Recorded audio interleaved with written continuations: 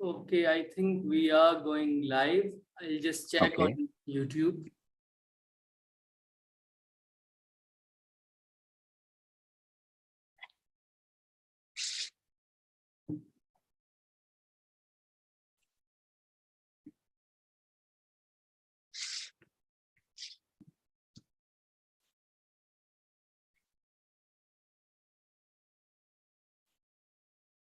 Okay, now I think people can see us, people can hear us. Good evening, everybody.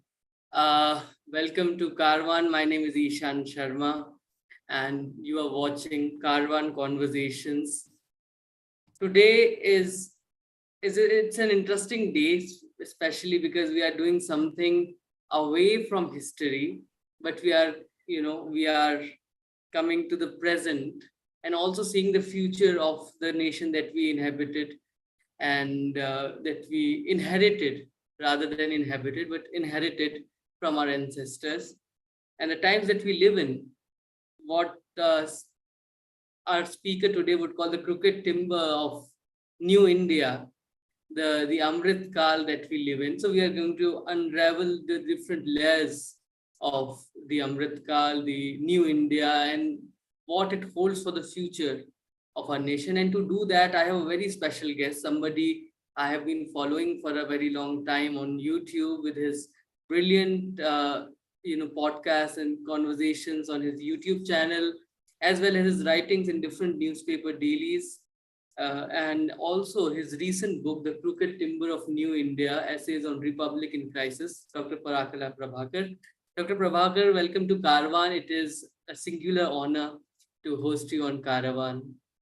Thank you, Ishan. Thank you for having me. I'm Uh, really honored to be on this conversation. Thank you, sir. And I think I'm the youngest of your interviews as of now, so it's again an honor. But can we start with the conversation, not with the book and the times that we live in, but your own past, from where you started? When did you get an interest in economics and you pursued your studies in JNU and then the London School of Economics? How did that happen? And where did you meet your life partner? How did that happen? Okay. I come from a coastal town in Andhra Pradesh, Ishan. It's a place called Narsapur. That's an anglicized way of calling it. In Telugu, purely, if you want to call it, is called Narasapuram. Um, I did my schooling in Narasapuram, most of it. Just for 1 year, I came here to Hyderabad for my 10th standard. Then went back to Narasapuram because there was some disturbance at that time. There was an Andhra agitation, etc. There was some agitation, the disruption of academic year. So I came here. Then I went back to Narasapuram, did my intermediate, finished my intermediate, and then went to Andhra Loyola College. That is in Vijayawada. My foundation in economics was laid in Andhra Loyola College. I graduated with economics and English literature and history. Then from there, I came to Jawaharlal Nehru University. Then after my MA and my MPhil, I went to London School of Economics for my PhD. I completed my PhD last century. That was in 1991. Then I returned. I met my life partner in JNU. Then, of course, together we went to I went to LSE and we were in London for 5 years. That's briefly, my academic background and a few personal details that you have asked me for. My father, my mother, my uncles, my grandfather, my father's brothers, my father's cousins, they all went to prison during the freedom movement. My maternal side was very deeply involved in the freedom movement. My mother was also underground, and she didn't go to prison, but my father went to prison. My father was underground. So they had seen those days of um, turmoil and police atrocities, police raids, and when they were underground, there were search warrants. In fact, my father had shoot at sight orders for about a couple of years on him. He survived. There was a twofold intention behind knowing your background, because first is, of course, for those who do not know, your life partner is none other than our finance minister, Mrs. Nirmala Sitharaman, and also to know the India that you grew in, the India that honored pluralistic values, that honored the value of freedom, that was so fiercely fought for by the ancestor, by your parents, by your grandparents, the generation before you. So I think it is very important to start with that. And in the introduction itself, you mentioned that our democracy is in crisis, our social fabric is torn, and our economy is in perils, clearly. So, as a person from the last century and as a social thinker now and a public intellectual, what really tells you as the markers of crisis in our republic that made you write this book called The Crooked Timber of New India? Ishan, this book came out of years of um, very troubling things that I've been seeing. Um, the especially because you see, for somebody like me with my kind of a training, I would uh, quickly look at what is the state of the economy, and then of course I would also look at, because I'm not a pure economist, but what we call we used to call it the London School of Economics as the political economy, because economy is not in a vacuum and politics of course is not in a vacuum. They are very closely intertwined.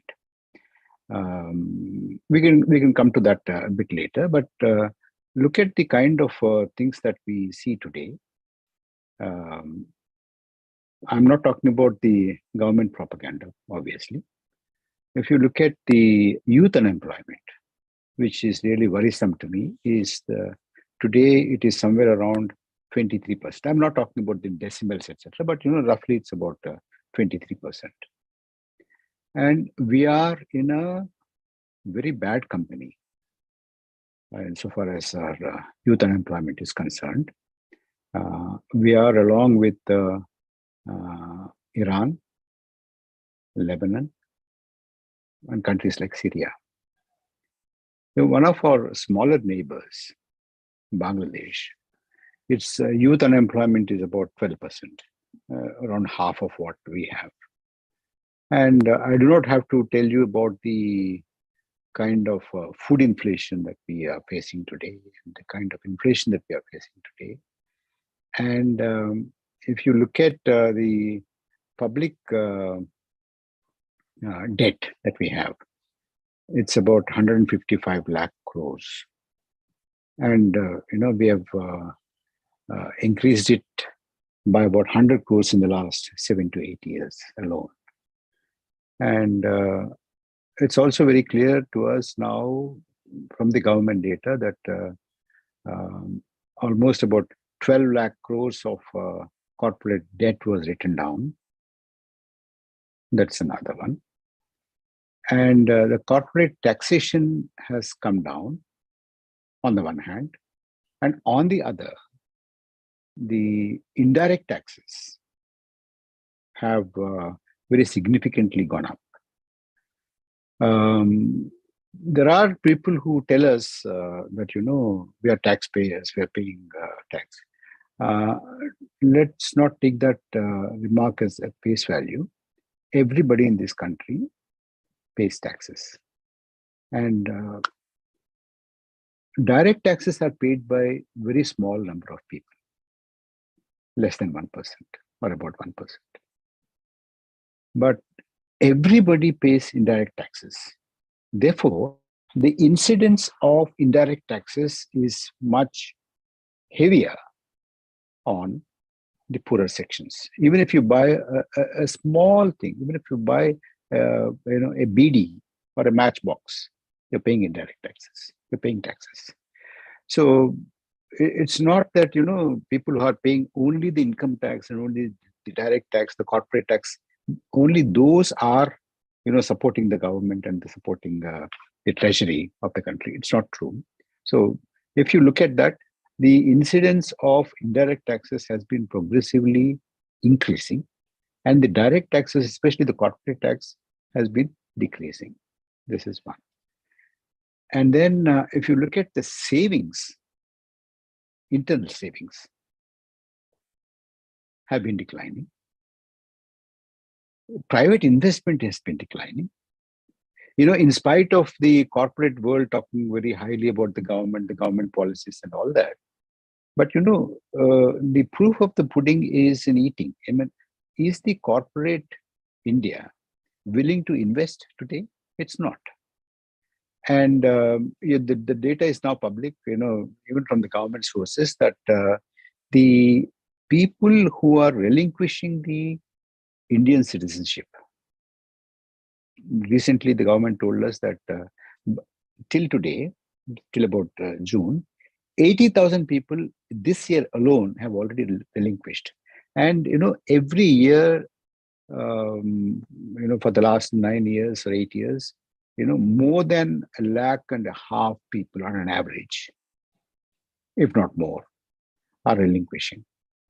There is also a massive withdrawal of FIIs from the economy. So although we keep on saying that, this is a fast-growing economy, this is now the 5th largest economy. I wish it is true. But you see, the figures and the data, the credibility of that is a bit questionable, because the government doesn't want to reveal any data which is not in its favor. It's in the favor of its narrative. It tried to suppress the National Statistical Commission and Office.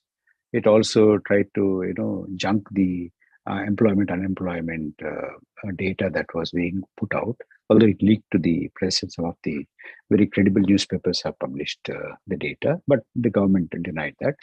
The government is not forthcoming with any credible data these days. In fact, at one point of time, Indian data architecture, Indian statistical architecture was very credible. And throughout the country, not just the third world, but many first world countries also used to ask our statisticians to set up their data architecture. That was the kind of prestige, and that was the kind of stature that our statistical system enjoyed and our statisticians enjoyed. Today, you don't have. The government is unable to come out and tell us what is the employment and unemployment. The government is also unable to tell us, how many migrant labor have, died during the COVID, how many people have died during COVID. All these are very obvious. They are in the public domain. Therefore, you have to necessarily go to, other sources of data rather than the government.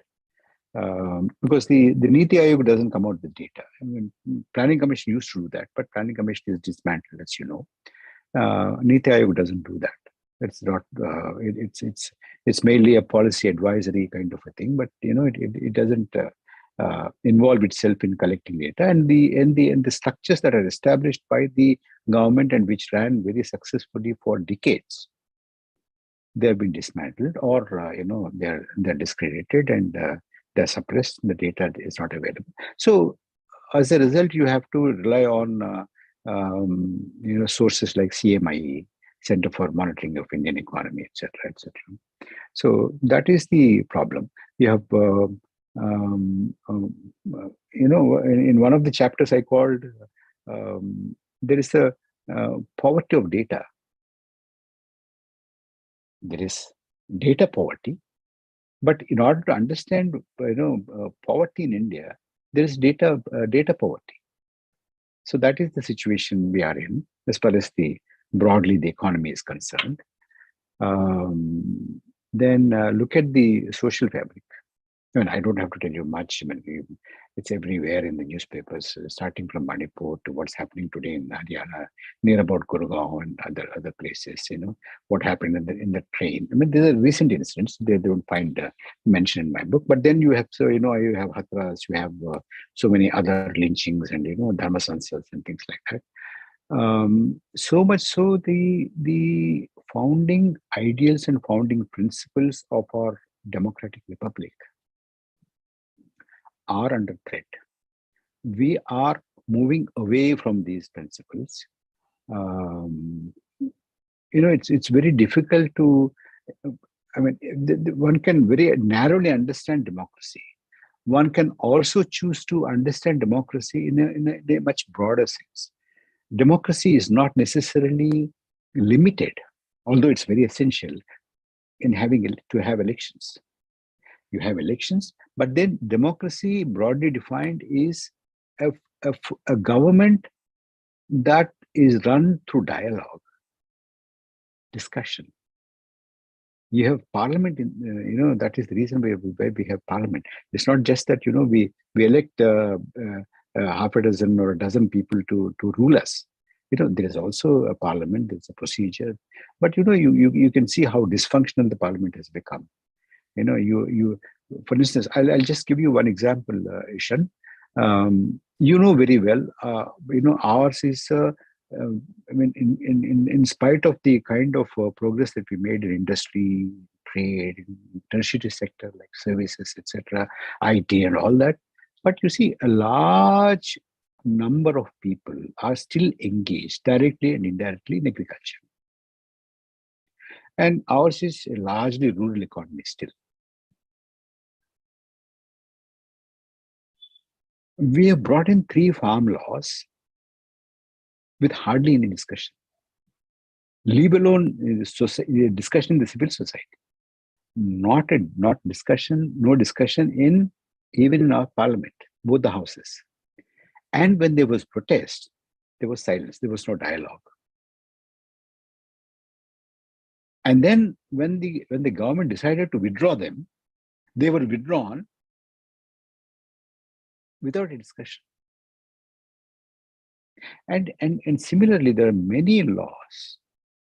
For instance, data privacy. They're still languishing in select committees. There's not much of a discussion. We have the parliament is not meeting much. Even when it meets, the ministers and the prime minister, the important discussions don't take place. Bills are carried just like that because there are majorities and all that. But broadly speaking, that's not a very ideal democratic procedure that we are following. I don't have to tell you about the media. I don't have to tell you about the cultural fissures. The regional and the kind of conflictual situation that we see today between the state and the center, states and the center. Both in fiscal as well as in other. For instance, look at the Delhi bill. That's now one of the important things. And earlier, and even the devolution from the central pool. It's very hotly debated. There are certain states which feel aggrieved about it, in spite of the 14th Finance Commission, 15th Finance Commission. The states feel that you're taking a rupee from my state, in various forms, but only 30 paisa comes to us. But on the other hand, you take 1 rupee from some other states, and 16 rupees or 18 rupees or 14 rupees go to those states. Of course, one can always say that there are formulas, but then the formulas will have to be debated, discussed, and agreed upon. So these are the various strains and various stresses that we see. And New India is not willing to recognize these problems. Yes, it is very true. And without the acknowledgement of the problem, there's no solution, because you live in an Orwellian, as you mentioned, Orwellian Hindutva autocracy, where there's no rule of law, because autocratic societies are essentially lawless societies.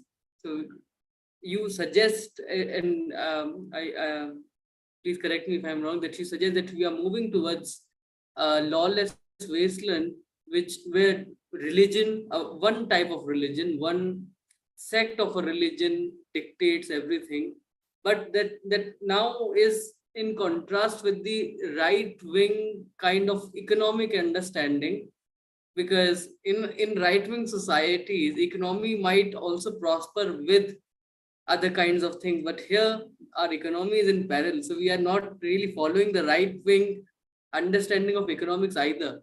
So where's the lack? Where do you think is the lack? Is it the understanding of the ideology led by the BJP RSS duo, or is it the not accountability among the public citizens that should account for this lack?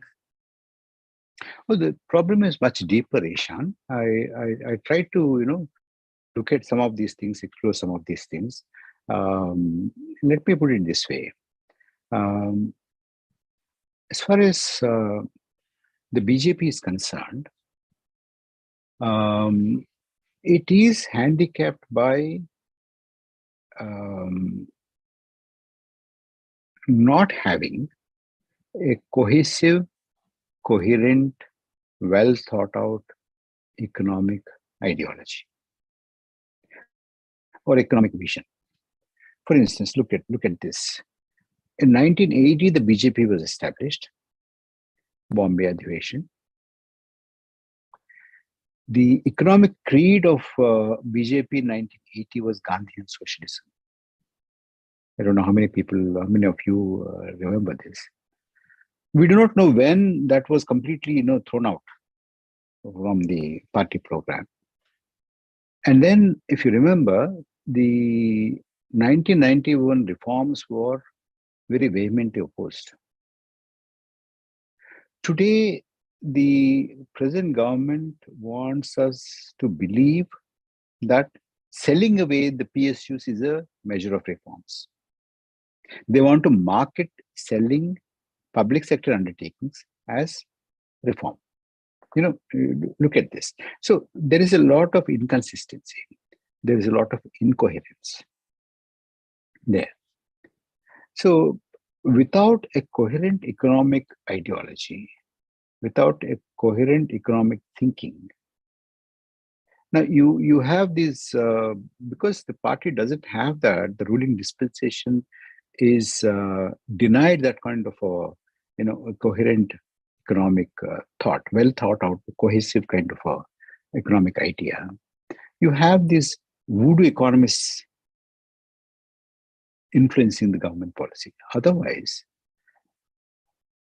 it's very difficult to imagine that a government like Government of India could think of overnight demonetizing, a huge amount of our currency for no reason. And the ostensible reason, the government itself had said that it is an attack on the black money. Can you imagine anybody who is even familiar with economics 101 will understand, even otherwise also people understand, people don't keep black money in cash. And in the event, what happened? 99.8% or 99.3% or whatever, nearly everything has returned to the banks intact. And after so much of hardship, and our informal sector has completely collapsed. Our unorganized sector has completely collapsed.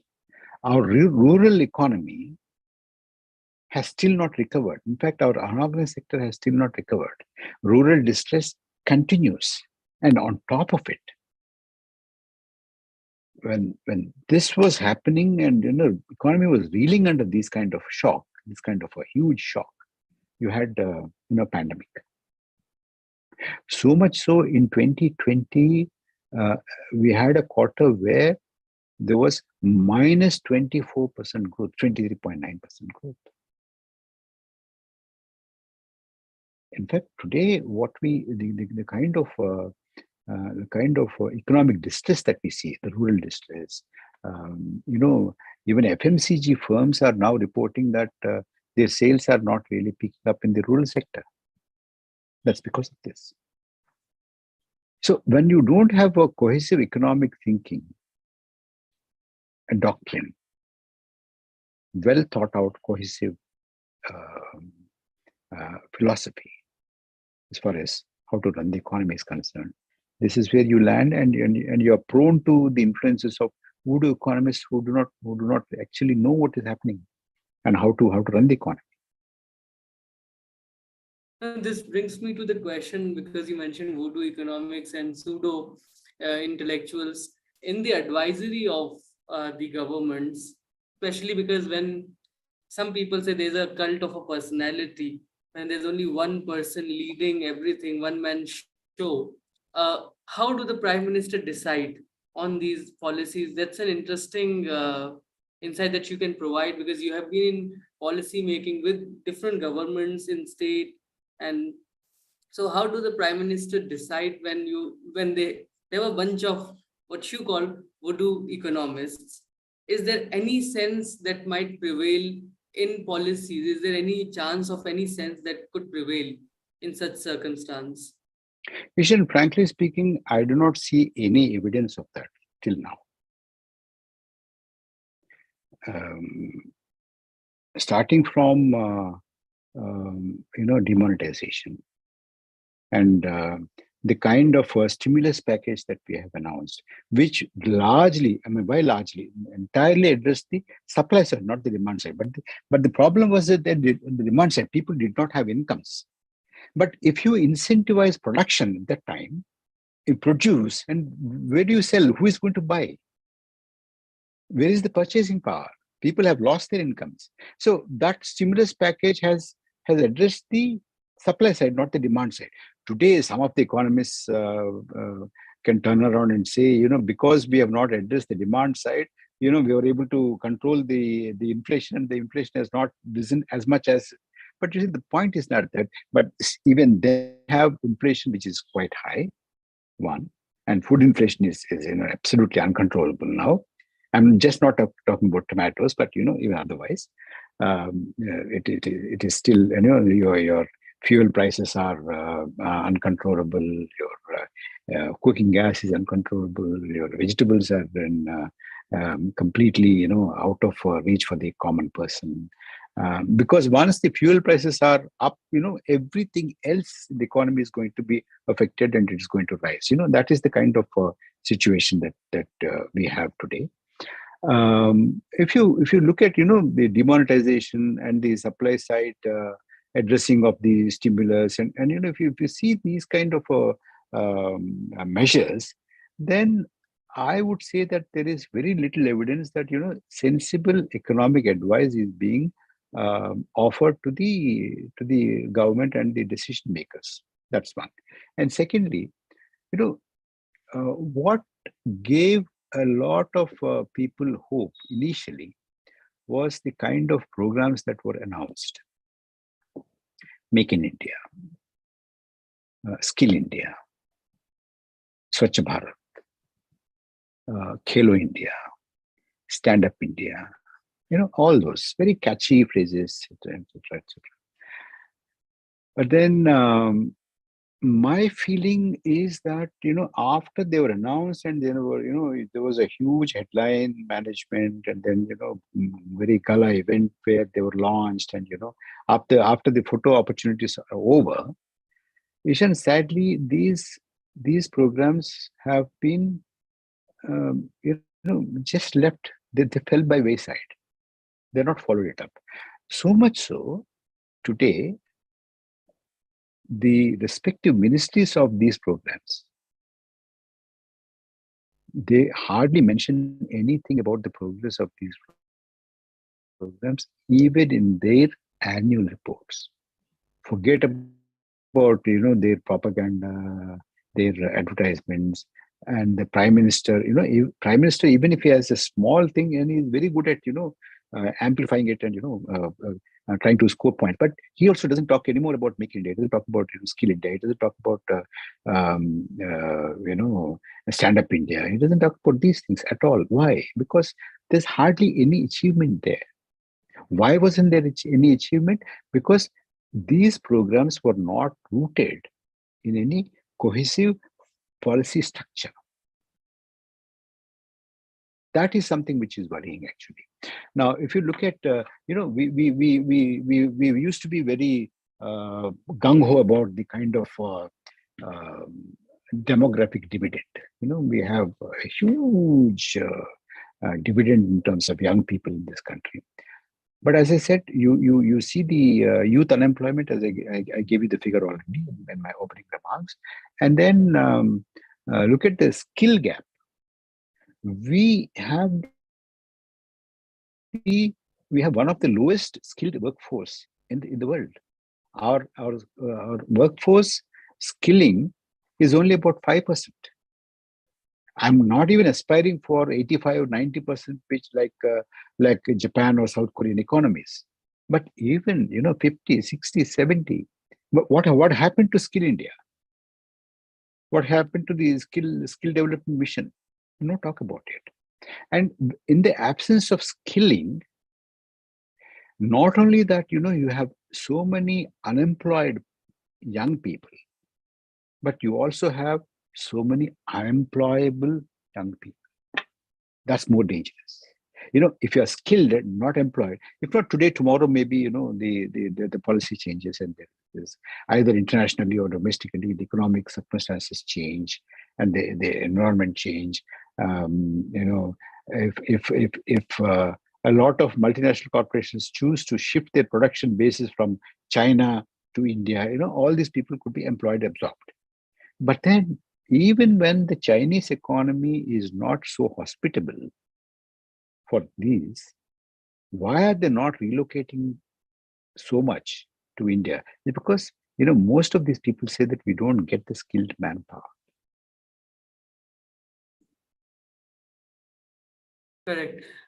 Now, as you said, it's very dangerous to have such kind of demography in the nation.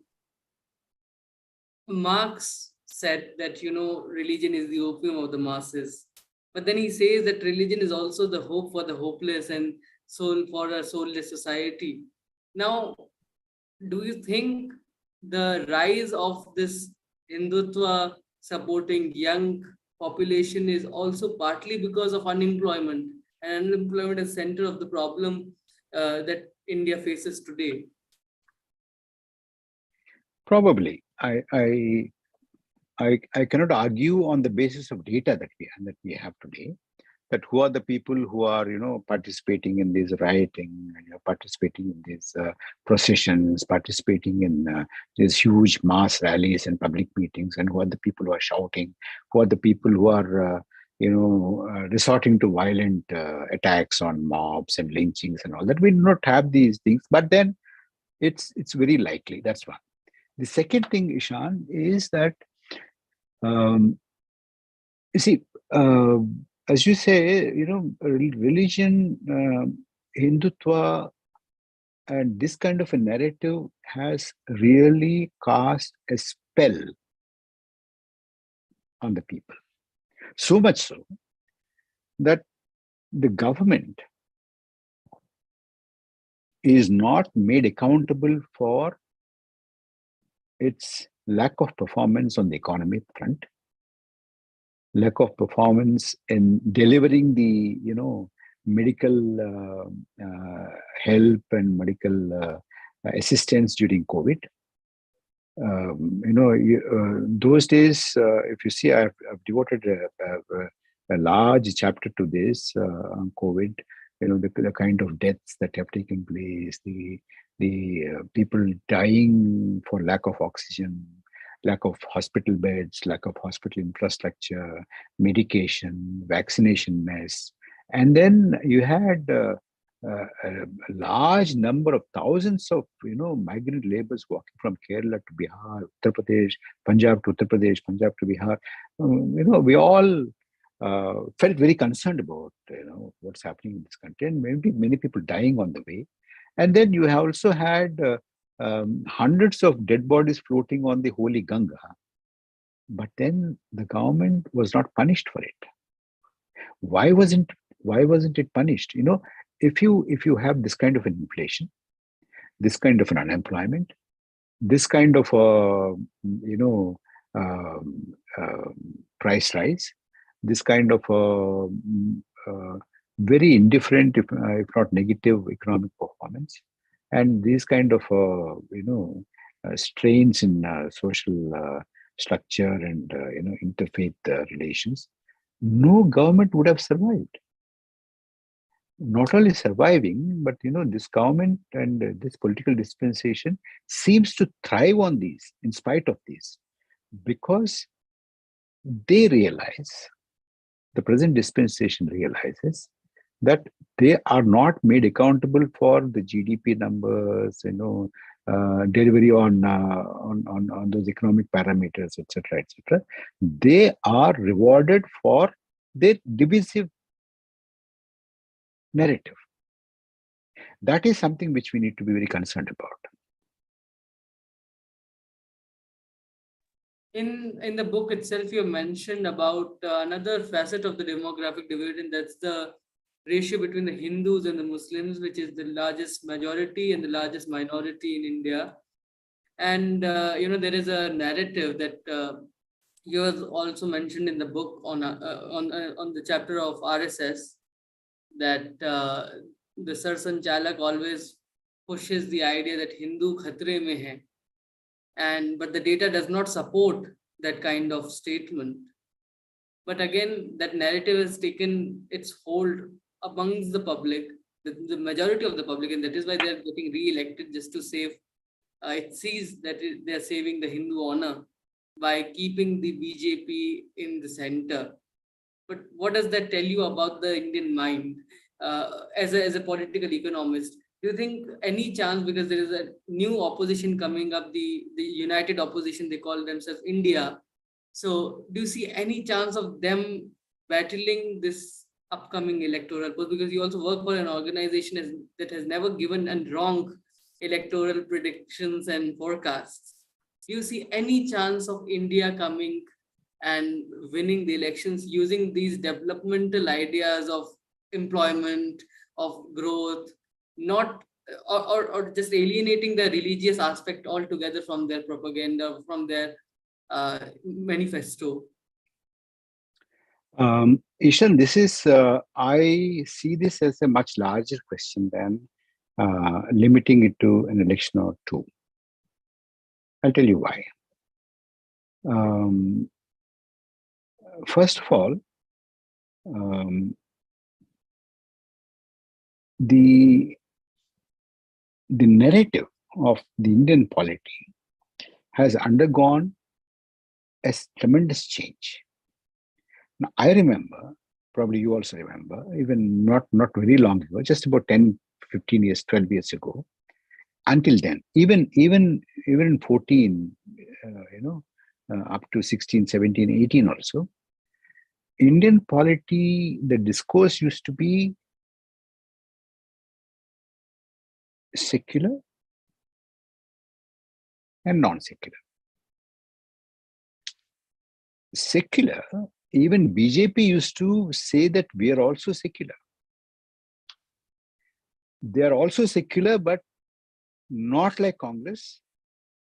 They're genuinely secular. Not the appeasement kind of secularism that Congress practiced. So therefore, the phrasing, the positioning of BJP was like as a secular party, but with a difference. Today that has gone away. Now, what is coming to the public discourse today as a main narrative in our polity is that every political party, every political leader is saying that we are also Hindu, but not like them. See, earlier, even BJP used to say we are also secular, but not like them. Today, every political party says that we are also Hindu, and leader says that I am also Hindu. And they go around all the temples to show that, to prove their Hindu credentials. So today the test is from proving, the change is from proving secular credentials. Politicians are now forced to prove their Hindu credentials and say, but we are not like that. We are not like them. We are not, Hindutva, but we're Hindu. Look at this. So this is one. So which means that the narrative has undergone, the center point of Indian public political discourse has undergone a sea change. Let's understand this. And then comes, how do you deal with the largest minority in the country and other minorities in the country? Some time ago, the BJP used to have a formulation. L.K. Advani in his autobiography also mentions and discusses it quite in detail. They used to have three ways of looking at it. One is Puraskar. The other one is Tiraskar. The third one is Parishkar through Samskar. In other words, Puraskar, appease them, give them like the Congress did. And they used to say that we are not for Puraskar. We are also not for Tiraskar because it's the largest minority. So we cannot just wish them away. So we have to do this. We have to solve this problem, Parishkar, through Samskar. So let us slowly change them so that they get slowly assimilated, and then we can solve this problem. But today, the BJP is in action. Indeed, it has adopted the policy of Tiraskar. I'll give you one small example. Look at Union Cabinet today. This is the first time, perhaps in the Indian Republic's history, that you have no representation of the largest minority in the country. And the BJP's parliamentary party, both in Lok Sabha as well as Rajya Sabha together, there is no largest minority member. Not only cabinet, but even the parliamentary party. And in Gujarat legislature party, in Uttar Pradesh legislature party, there is no largest minority. Whereas Uttar Pradesh, it's a very strong minority. But not a single MLA. Not only there is no single MLA, but there was not a single candidate fielded by the BJP. Same thing has happened in Karnataka. They have not fielded a single largest minority candidate. So this, in a way, is trying to say that we don't need them. We don't need them. We don't need you. We can come to power, come to office without you. Even if you oppose us, we can come to power. And they proved it. So this is something which is very, very disagreeable to me, because after all, a party which claims to be the largest political party, not only in India, but largest political party in the world, if it doesn't think it's important for it to be a microcosm of India, a representative of India, of all sections and of all people, of all shades of our society, what does it mean? So this is something which is a troubling one. So it's not a question of one election or the other.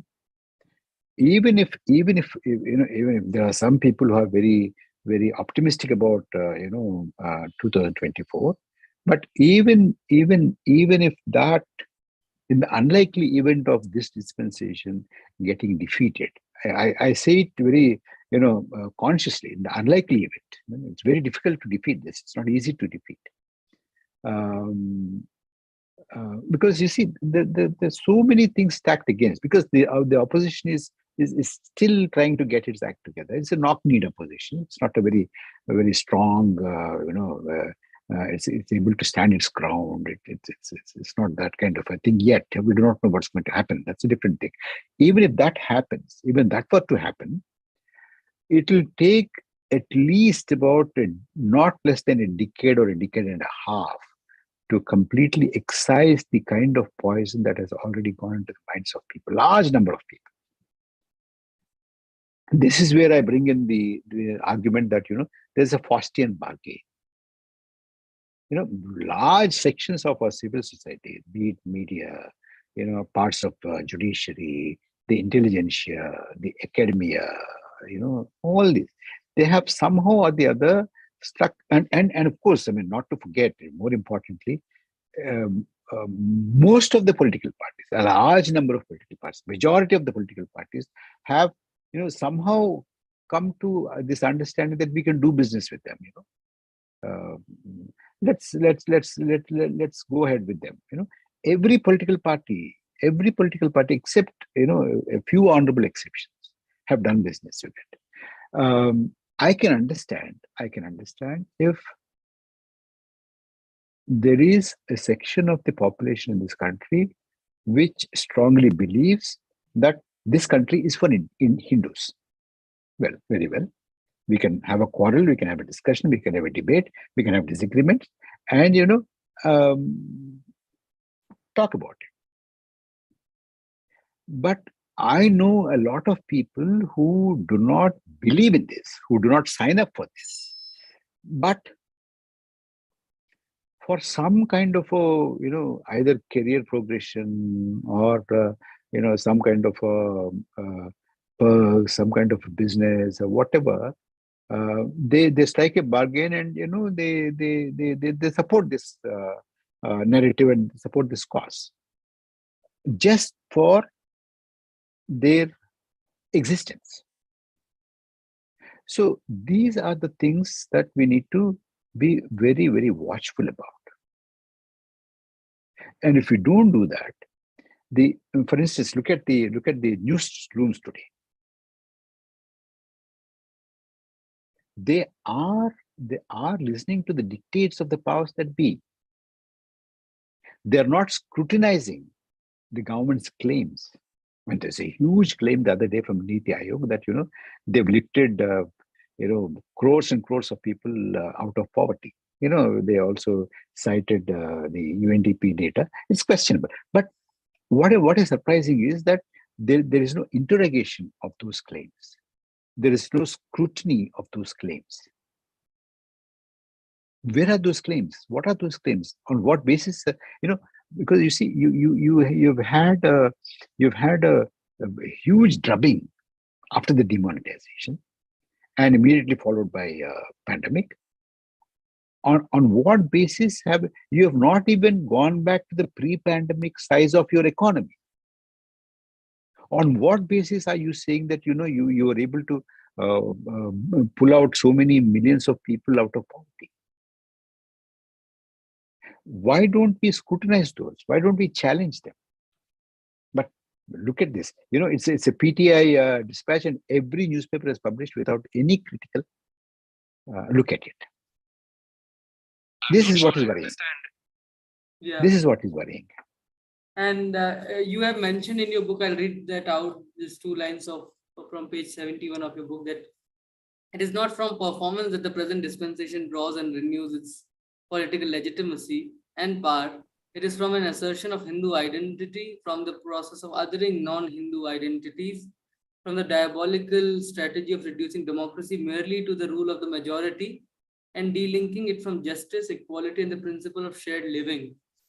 So it has paraphrased whatever that you just said, and it also gives us an idea of where we are leading ourselves to, and the need to question the power that we chose to rule us, because we were fed up of Congress at one time, so we changed it and got them instated as our leaders.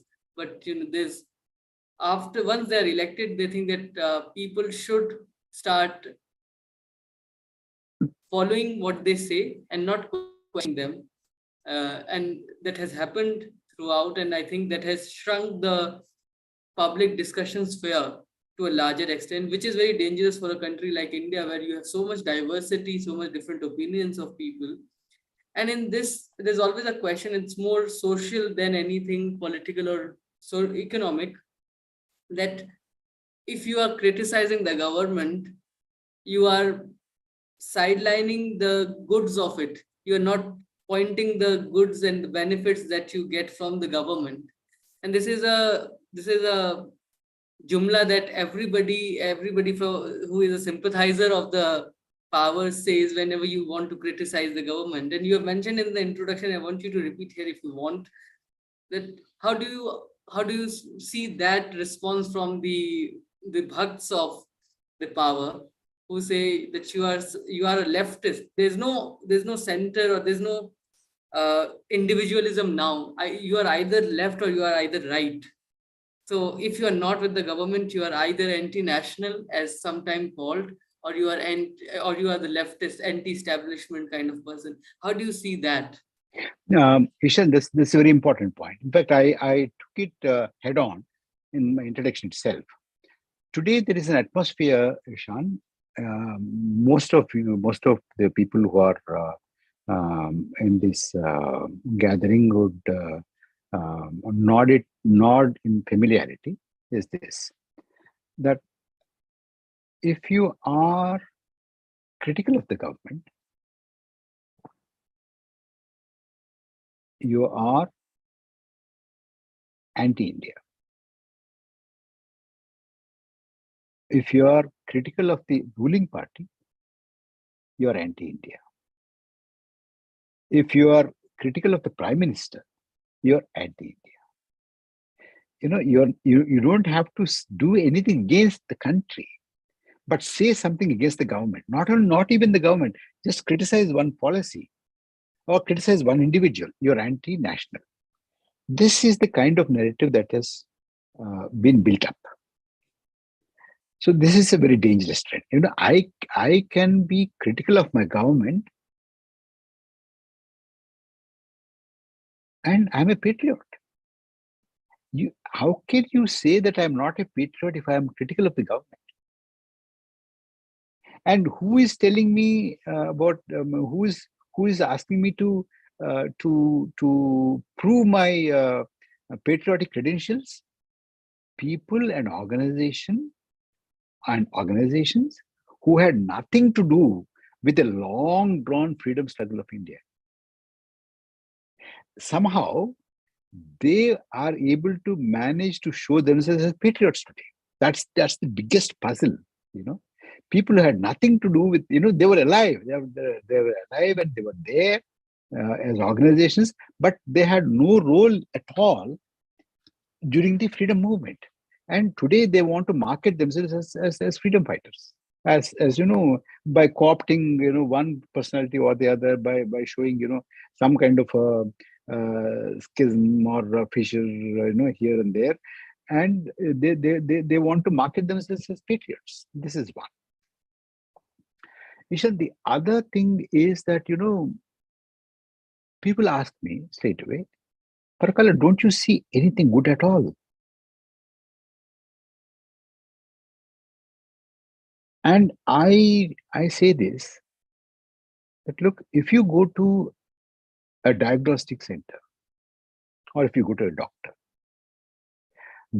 will not start by saying, Eshan, your eyes are good, your hearing is good, your taste is okay, your smell is all right, your liver is functioning all right, your hands are fine, your legs are fine, you're able to walk and all that. But you have a heart problem. He'll straight away tell you, look, there's a problem with your heart. Now, if you come out stamping your feet and shouting, look at this guy, he When I have my eyes are my eyes are fine, my ears are fine, my nose is fine, my taste is fine, my legs are fine, my feet are fine, my hands are fine. He is telling me only about my heart. What is this? Can't he see all these positives? Why does he see only negative? The point is, what is the heart of India? What is the soul of India? It's the diversity. There's a linguistic diversity, there is a regional diversity, there is religious diversity, and there's n number of diversities. And that is the beauty of India, and that is the beauty of Indian democracy. That is the beauty of Indian nation. If you are equating citizenship with one religion and trying to say that every other denomination, every other religion will have to contend itself or themselves to be subordinate or content with being treated as a second class, not as equal. That is a problem. It has to be pointed out. Now, the other thing that I face, and I've also mentioned this in my book, in my introduction, especially, is that okay? You're saying all these problems, but what is the solution? Do you want that guy to be the prime minister? You want this guy to be the prime minister? If not this man, I'm not saying that. I'm not trying to say that choose that man or this man. That is for the people to decide. People of India will decide who is going to be the ruling party, who is going to represent them, who is going to administer them. So they'll my business here, my brief here, my responsibility and my duty here is very limited to see what is disagreeable, what are the trends that are dragging away the Indian Republic far away from its core principles and ideals, to point that out and to ignite some kind of a discussion like this in our civil society. We are nobodies. We are not huge mass leaders and politicians and people who run government, who run for offices. We're not that.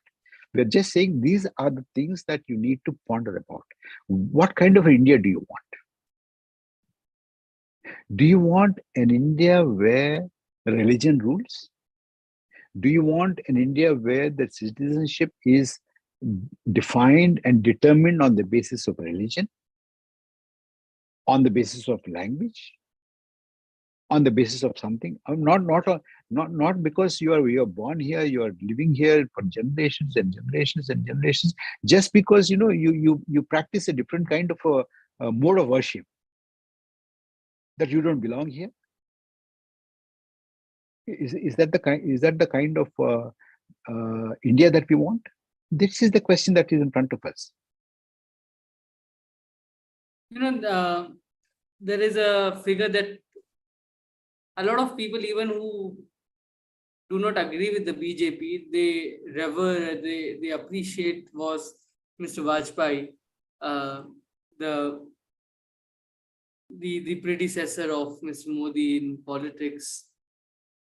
He was, before coming to the center, he was also a very radical RSS foot soldier, and he was also the editor of the Pachajanya magazine, the RSS mouthpiece. But later he transformed his image from a very radical Hindutva person to a more secular, more inclusive person as the Prime Minister, Mr. Vajpayee, that won him many hearts among the people, among his opposition also. You have mentioned in the first chapter, which is Modi versus Modi, where you have also shown that when he was elected in as the Prime Minister in 2014, he left his identity, what he made in Gujarat, to a more secular identity.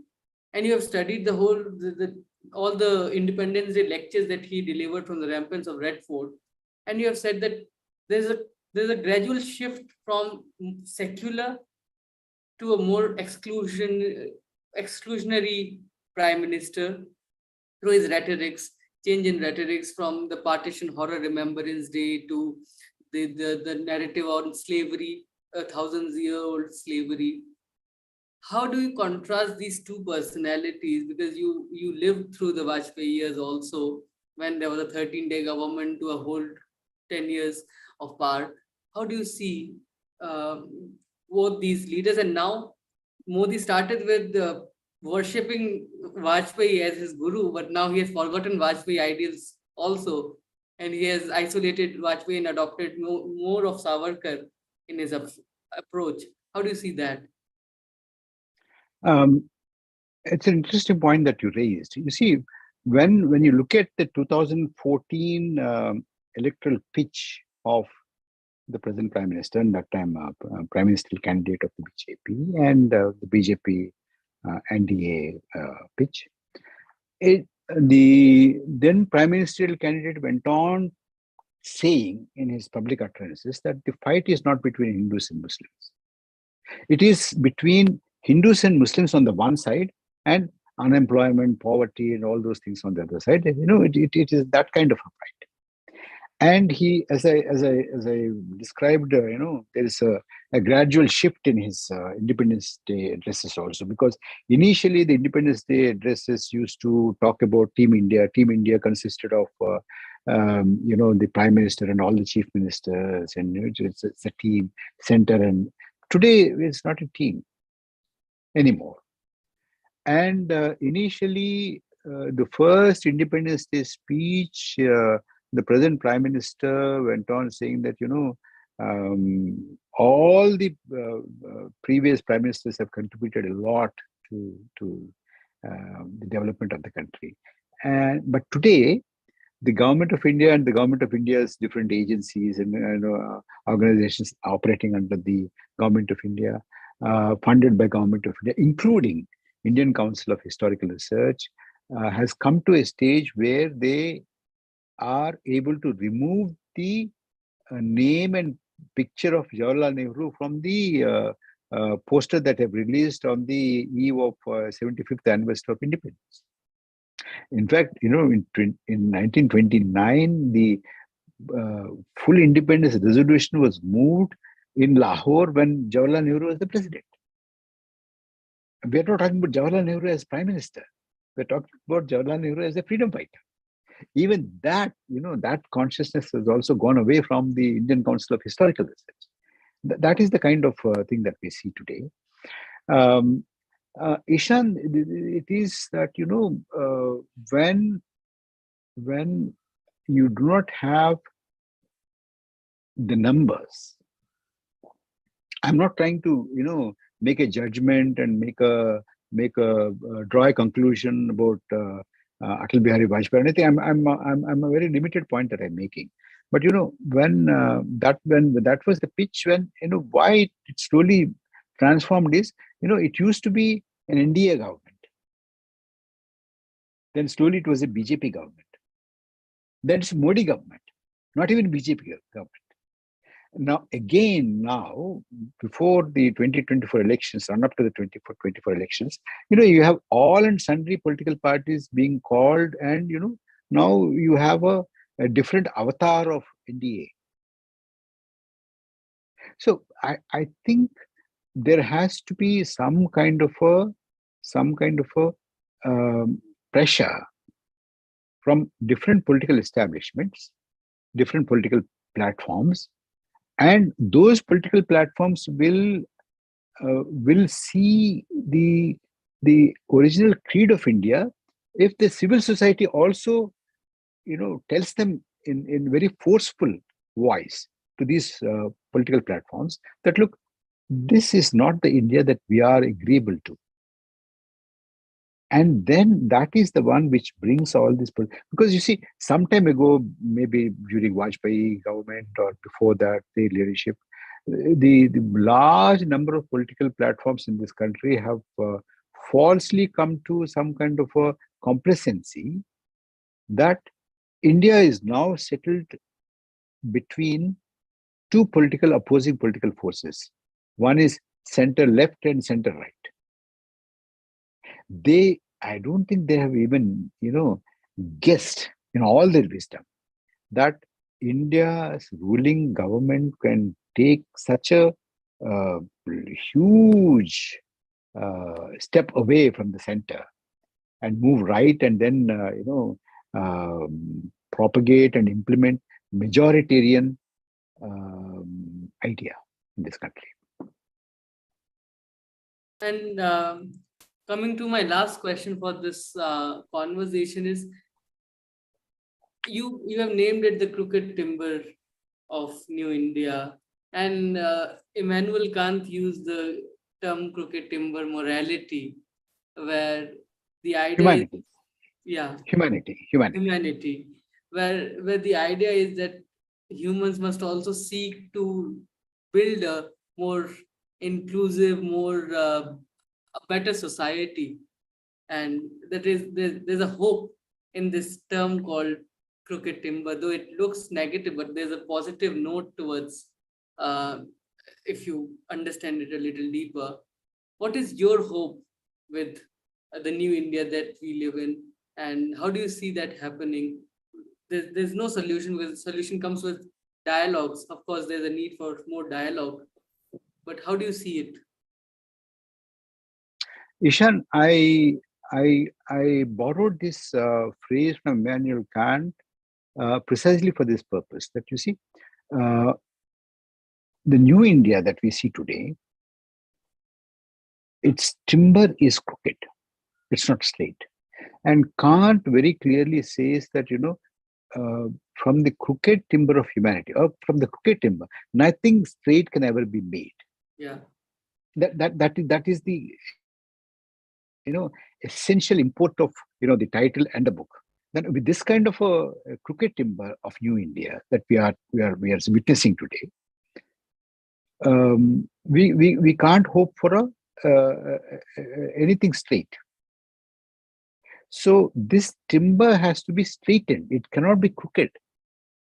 Only then you will have a straight, diverse, plural, democratic, tolerant, liberal India. And these are not catchphrases. They are are you able to hear me? These are the essential ingredients of a country like ours, which is so diverse. And I do have a hope,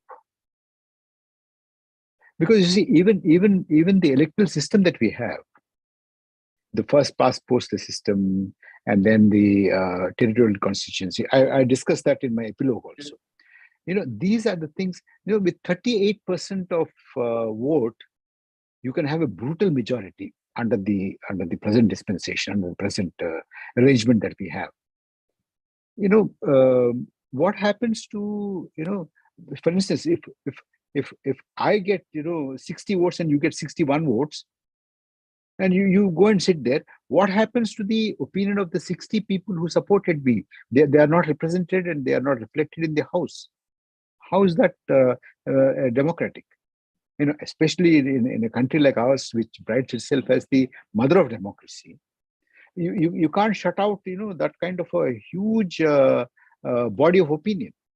So if we have to address this, but today, unfortunately, most of the political parties, if not all, who are supposed to be the vehicles of our democratic life, are themselves very undemocratic. They have also to be looked at. They have also to be critically understood and critically, appraised. That is also very important. So this is not. Of course, there is hope, as I said, because you see, outside this kind of a narrative, there is almost about 62%. What happens to that? So that 62% is a real ray of hope. This is a foundation of hope there. it's very true, and it's a good point to pause our conversation here, because I won't say end, because this is just the beginning of a long conversation that should take place in different parts of our country, among different generations, with your parents, with your grandparents, with your uncles who are fed to WhatsApp narratives every day. I think there is a clear need for dialogue in the nation, and that is one of our missions at Caravan to start a dialogue on our history, on our past, on our heritage, which is being homogenized, sadly. So there is a need for pluralistic conversations on various things, including economics, because that directly affects us. We are just going to pass out from our degrees next year, and we really don't have an idea where we would land ourselves, where would we find any jobs today. So these are questions that we need to ask, and that is well argued in the book called The Crooked Timber of New India, Essays on a Republic in Crisis by Dr. Parakala Prabhakar. And his insights might really help you gain more insights of your own when you think of India. Nowhere in this book he says that you follow what he's saying, but he says that you must think, and that is the precise idea of the book, to make you think about the present and how this present was shaped in the past and what future holds for us if we follow the same path that we are following right now. So this is a critically written book, which I think should be read by all, especially in universities, because he has written quite a bit on the attacks on public universities in India as well. There's a rise of private universities. As he also mentioned in the conversation, selling PSUs is considered an achievement. And those Reform. a reform. And some of those selling of PSUs are not very successful. With the railways, we saw the selling of railway was a big disaster, and they could not sell the railway, sadly, for them. So the question is that how much more is there? And they have opened a Pandora's box. They have unleashed a monster which they wouldn't be able to contain, but the citizens can. And I think this is a note to all the citizens. Sir, would you like to say any words on this conversation on Caravan? Okay, since you are a forum which talks about the past, the present, of course, and by extension, future, and I would like to end this my side of the conversation with this, that what you see today, Haridwar Dharma Samsad, the kind of slogans that we hear, the lynchings that we see, the kind of dog whistles that we hear. If this trend continues, what is happening in Manipur today in Haryana, in now, if these trends are not arrested, the day won't be far away that they will no longer be dog whistles, but open calls. Open calls, not just from Haridwar, Dharma Samsad and things like that, but even from the ramparts of Red Fort. We should be careful. Thank you so much, Dr. Prabhakar, and I look forward to many more conversations with you on this book and on all the writings that you keep doing. For those who follow us on YouTube, we request you to also watch a playlist that Dr. Prabhakar has curated on his YouTube channel, Parakala Prabhakar, the YouTube channel. Please listen to his conversations. I think those are really insightful and interesting. And if you get the chance, please go and attend his future conversations in different cities. I missed the Ahmedabad one because I was preparing for my own lecture, but for those who can, please do, and please get a copy. We'll also put a link to get this book on our YouTube description. Follow that link and get a copy of this book and enjoy reading. Do share your feedbacks. You may not agree or you may disagree with the book, but you must read and you must debate. You must have a conversation. That's the whole idea. Thank you so much, everybody. Thank you so much, Dr. Prabhakar, for taking out time for this Bye-bye. conversation. Thank you very much. Thank you for having me. Thank you, Thank Eshan. you, sir.